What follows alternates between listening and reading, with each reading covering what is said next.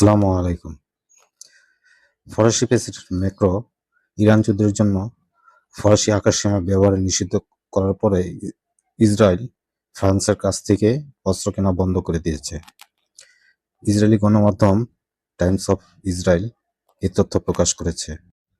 ফ্রান্সকে ইসরায়েল কূটনৈতিক শত্রু হিসেবে উল্লেখ করেছে। ইরানকে উল্লেখ করে বলেছে, ইউরোপীয় দেশগুলি এমন একটি শাসনের বিরুদ্ধে দুর্বলতা দেখাচ্ছে যারা আমেরিকাকে মহান শয়তান বলে সম্বোধন করে।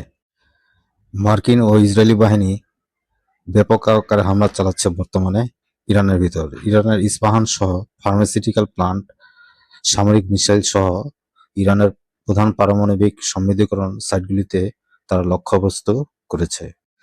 পক্ষান্তরে তেহরান ও পুরো অঞ্চল জুড়ে ড্রোন ও ক্ষেপণাস্ত্র হামলার সাথে প্রতিক্রিয়া জানিয়েছে।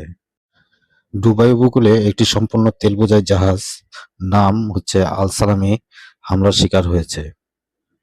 এছাড়াও সৌদি আরবের আমির সুলতান বিমান ঘাঁটি, যেখানে মার্কিন বাহিনী অবস্থান করছে, সেখানেও হামলার ব্যাপক আকারে খবর পাওয়া যাচ্ছে।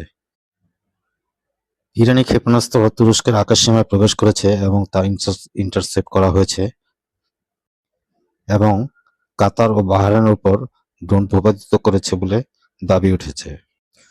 হরমুজ প্রণালী ইরানের দ্বারা বন্ধ হওয়ার পর থেকে বিশ্বব্যাপী তেলের দাম প্রায় 45% বেড়েছে।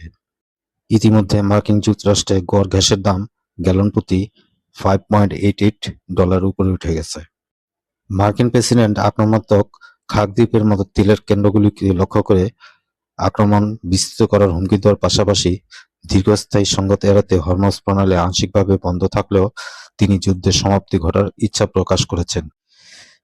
চীন ও পাকিস্তানের পররাষ্ট্রমন্ত্রী সম্প্রতি আরও একটি আঞ্চলিক অস্থিতিশীলতা রোধে অবিলম্বে যুদ্ধবিরতি ও শান্তি আলোচনার আহ্বান জানিয়ে একটি 5 দফা যৌথ উদ্যোগের রূপরেখা দিয়েছেন। হিউম্যান রাইটস ওয়াচ এবং অন্যান্য আন্তর্জাতিক সংস্থাগুলো আন্তর্জাতিক আইন সমৃদ্ধ করার জন্য 3টি দেশের কাছে জরুরি আবেদন করেছে। উল্লেখ্য যে মৃতের সংখ্যা ইতিমধ্যে 3000 জনে ছাড়িয়ে গেছে।